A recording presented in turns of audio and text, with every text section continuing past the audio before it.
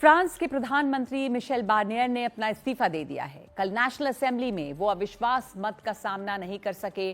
France के राष्ट्रपति Macron देश को संबोधित करने वाले हैं और खबर है कि मैक्रों को जल्द ही नया प्रधानमंत्री नियुक्त करना होगा ताकि देश राजनीतिक दलदल में और न फिसले। प्रधानमंत्री बार्नियर के खिलाफ नो कॉन्फिडेंस का जो वोट है वो 1962 के बाद पहला कामयाब नो कॉन्फिडेंस वोट है। 1962 में जॉर्जेस पॉम्पिडू की सरकार ऐसे ही गिरी थी और तब चार्ल्स डिगॉल राष्ट्रपति थे।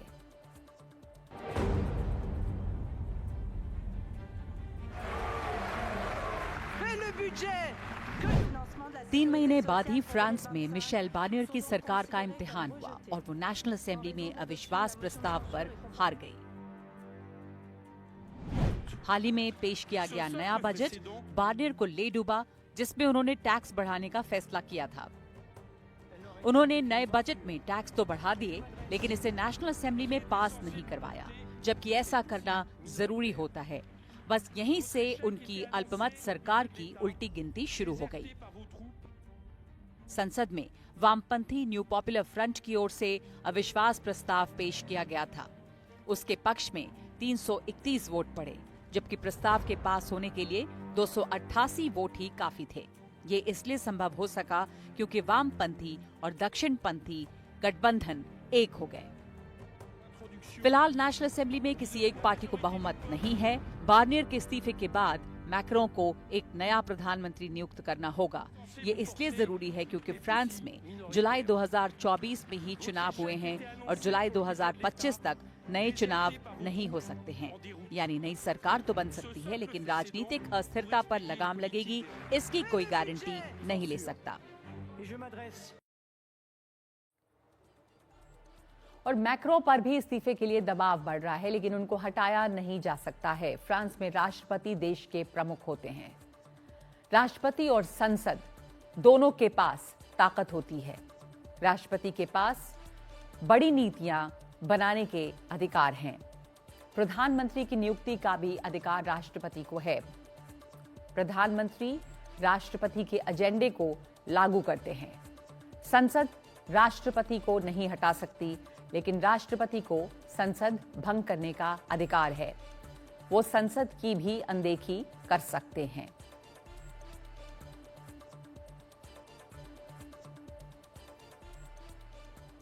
लेकिन फ्रांस की सरकार का गिरना सिर्फ फ्रांस ही नहीं, यूरोपियन यूनियन के लिए भी एक बड़ी चिंता है।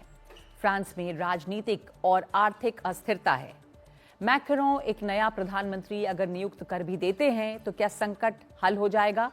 क्योंकि संसद में 3 खेमों में बंटवारा बढ़ता जा रहा है। फ्रांस की संसद में 3 राजनीतिक पार्टियां हैं। मैक्रों की रेनेसां पार्टी, मरीन लापेन की far right national rally party और न्यू पॉपुलर फ्रंट, जो बजट रिफॉर्म्स के मुद्दे पर एक दूसरे के धुर विरोधी हैं।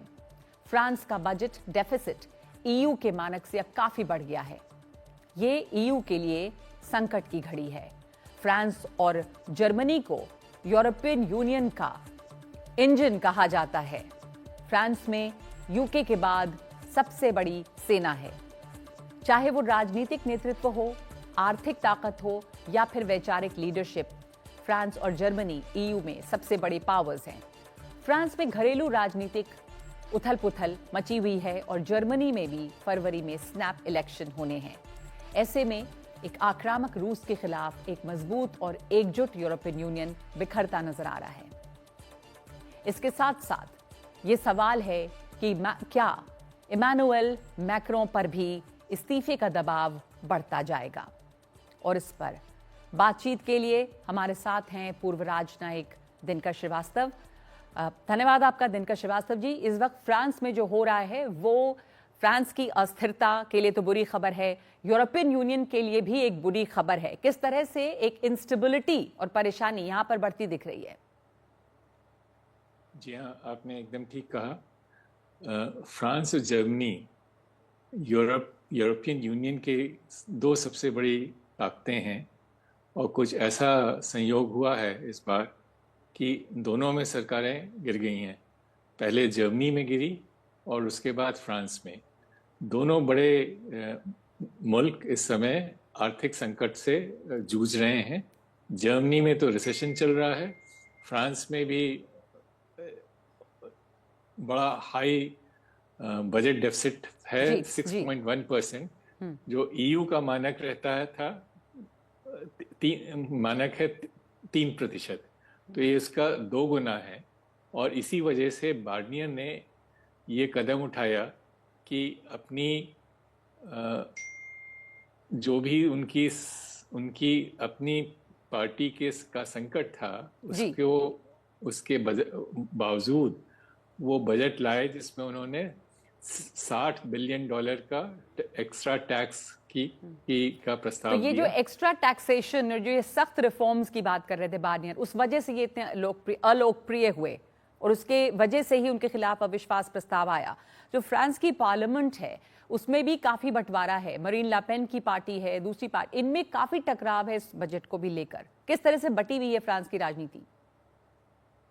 देखिए, इसको एक तरह से देखा जाए तो ये बड़ी ही अपॉर्चुनिस्टिक वोट रहा है, जिसमें दक्षिणपंथी और वामपंथी दोनों ने मिलकर ये सरकार गिराई है।